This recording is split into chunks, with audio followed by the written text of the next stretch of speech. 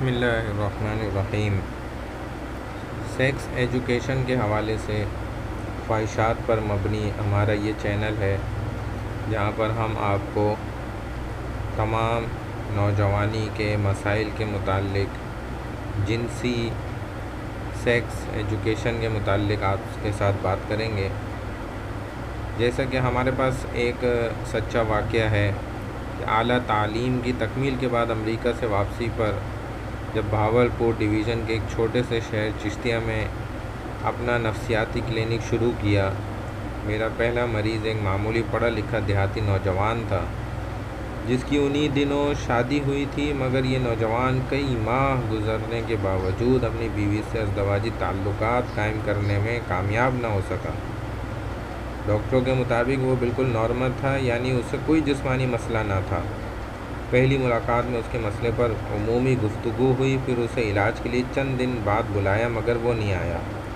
میں بھی اس نوجوان کو بھول گیا۔ ایک ماہ بعد اچانک اس کے بڑے بھائی سے ملاقات ہوئی۔ میں نے اس نوجوان کے متعلق پوچھا، اس کی آنکھوں سے آنسو نکل آئے۔ اس نے آنسو پوچھتے ہوئے بتایا کہ اس نے خودکشی کر لی۔ دراصل وہ ابھی تک ازدواجی تعلقات قائم نہ کر پایا تھا۔ اس کو یقین تھا کہ وہ اس قابل نہیں، حالانکہ اس کے سارے ٹیسٹ نارمل تھے۔ پھر شرمندگی سے بچنے کے لیے ایک اندھیری رات بیوی کو لے کر گاؤں سے باہر آیا۔ پہلے بیوی کو ایک درخت کے ساتھ لٹکا دیا، پھر خود بھی اسی درخت کے ساتھ جھول گیا۔ حقیقت یہ تھی کہ اسے کوئی جسمانی مسئلہ نہ تھا، اس کا مسئلہ صرف نفسیاتی تھا۔ اس نے ہمیں مہلت ہی نہ دی کہ ہم اس کی مدد کرتے ہیں، حالانکہ آج کے اس علمی دور میں اس طرح کے مسئلے کو آسانی سے حل کیا جا سکتا ہے۔ ہم اس طرح کے مسائل پر روز حل کرتے ہیں، ہر روز حل کرتے ہیں۔ گزشتہ دنوں مجھے ایک خاتون نے فون کیا اور بتایا کہ اس کی شادی کو 8 سال ہو چکے ہیں، مگر ابھی تک ان کے ازدواجی تعلقات قائم نہیں ہوئے۔ بیوی نے اپنے میاں کو علاج کے لیے بھجوایا۔ خدا کے فضل سے ہمارے علاج سے ان کی ازدواجی خوشیاں بحال ہو گئیں۔ اسلام ایک مکمل ضابطہ حیات ہے، جس نے اپنے پیروکاروں کو زندگی کے ہر شعبے میں رہنمائی فراہم کی ہے۔ جنسی زندگی انسانی زندگی کا اہم ترین پہلو ہے۔ چنانچہ رب العالمین نے حضرت آدم علیہ السلام کے ساتھ حضرت اماں حوا علیہ السلام کو پیدا فرمایا۔ قرآن مجید میں ارشاد ہے کہ اس نے تمہارے لیے تمہاری ہی جن سے بیویاں بنائی تاکہ تم ان کے پاس سکون حاصل کرو۔ اسی لیے اللہ تعالیٰ کے پیارے حبیب صلی اللہ علیہ وسلم نے فرمایا کہ نکاح میری سنت ہے، جس نے اس پر عمل نہ کیا وہ ہم میں سے نہیں۔ رسول اکرم صلی اللہ علیہ وسلم نے ایک اور جگہ فرمایا کہ اللہ حق بات کہنے سے نہیں شرماتا۔ چنانچہ قرآن مجید میں جنسی زندگی کے اہم اصولوں مثلاً شادی، مباشرت کے طریقے، منی، رحم مادر، حیض، حمل اور اس کے مختلف ادوار، بچے کی پیدائش، زنا اور ہم جنسیت وغیرہ کا ذکر ہے۔ دوسری طرف اللہ تعالیٰ کے نبی کریم صلی اللہ علیہ وسلم نے بھی بڑی تفصیل کے ساتھ جنسی زندگی کے مختلف پہلوؤں پر روشنی ڈالی ہے۔ بدقسمتی سے ہم میں سے اکثر لوگ اس سے آگاہ نہیں۔ خوشگوار ازدواجی زندگی کے لیے علم کی ضرورت ہے۔ کسی نے خوب کہا ہے کہ knowledge is power and sexual knowledge is super power. چنانچہ میرے خیال میں پاکستان میں ہر فرد کو بنیادی جنسی تعلیم، سیکس ایجوکیشن کی ضرورت ہے۔ مردوں کو، عورتوں کو، بچوں کو، بچیوں کو، جوانوں کو، حتیٰ کہ بوڑھوں کو بھی عام تعلیم کی طرح جنسی تعلیم کی ضرورت ہے۔ خصوصاً نئے شادی شدہ جوڑوں کو خوشگوار ازدواجی زندگی کے لیے جنسی تعلیم کی سخت ضرورت ہے، مگر یہ تعلیم ان کو قرآن و سنت اور جدید تحقیق کی روشنی میں شائستگی کے ساتھ ملنی چاہیے، چونکہ ہمارے ہاں اس طرح کا کوئی انتظام نہیں، جس کا نتیجہ یہ ہے کہ نوجوان نسل نیم حکیموں، عطائیوں، دیواروں پر اشتہارات اور غیر معیاری کتب سے جنسی معلومات حاصل کرتی ہے، جو کہ اکثر غلط، گمراہ کن اور تباہ کن ہوتی ہے۔ ان غلط معلومات کی وجہ سے ہمارے معاشرے میں بہت سے جنسی مسائل پیدا ہو چکے ہیں، جو کہ نارمل ازدواجی زندگی میں بہت بڑی رکاوٹ ثابت ہو رہے ہیں، جس کی وجہ سے بہت سی شادیاں ناکام ہو جاتی ہیں، شوہر پاگل ہو جاتے ہیں اور کچھ بیچارے خودکشی کر لیتے ہیں۔ جنسی تعلیم نہ صرف ازدواجی زندگی کو خوشگوار بناتی ہے، بلکہ اس کی مدد سے جنسی جرائم مثلاً انسیسٹ، محرمات سے مباشرت، زنا بالجبر اور دوسرے جنسی گناہ مثلاً ہم جنسیت وغیرہ کو کم کیا جا سکتا ہے۔ جنسی خواہش بہت تیز اور منہ زور ہوتی ہے، جو فرد کو جنسی گناہ اور جنسی جرائم پر مجبور کر دیتی ہے۔ اس کے علاوہ سیکس ایجوکیشن کی مدد سے اہم جنسی مسائل مثلاً صورت انزال اور مردانہ کمزوری وغیرہ کا بھی تدارک کیا جا سکتا ہے۔ مغرب میں جنسی تعلیم تعلیمی اداروں میں دی جاتی ہے، مگر وہاں کی تعلیم عموماً بچوں کو زنا پر آمادہ کرتی ہے۔ ویسے ماہرین کا خیال ہے کہ بچوں کو جنسی تعلیم دینے کے لیے والدین سب سے زیادہ موزوں ہیں، نہ کہ تعلیمی ادارے۔ باپ بیٹے کو اور ماں بیٹی کو یہ تعلیم دے، لہذا والدین کو اس حوالے سے زیادہ معلومات حاصل ہونی چاہیے تاکہ وہ اپنے آنے والی نسل کو یہ علم منتقل کر سکیں۔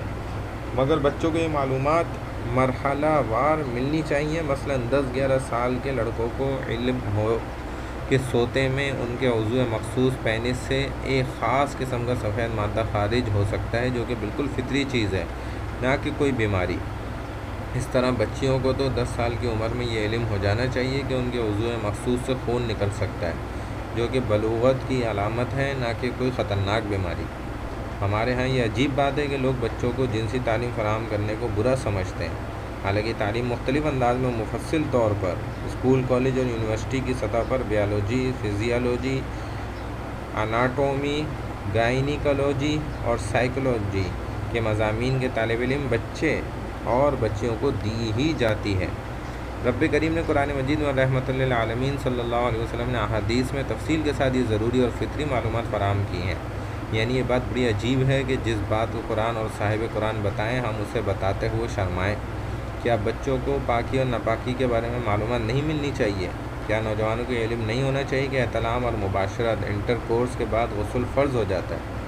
نوجوانوں کو یہ معلوم ہونا چاہیے کہ صورت حال میں غسل کس طرح کرنا ہے۔ کیا ان کو یہ علم نہیں ہونا چاہیے کہ قطروں کے اخراج سے غسل فرض نہیں ہوتا؟ بہت سے نوجوان نماز پڑھنے میں اس لیے بھی کوتاہی کرتے ہیں کہ وہ ان قطروں کو پلید سمجھتے ہیں، حالانکہ یہ قطرے ناپاک نہیں۔ اس صورت میں صرف وضو مخصوص کو دھو لینا اور وضو کر لینا کافی ہے۔ کیا نوجوانوں کو یہ نہیں معلوم ہونا چاہیے کہ منی کوئی قیمتی چیز نہیں اور نہ ہی یہ پیشاب پخانے کی طرح ناپاک ہے؟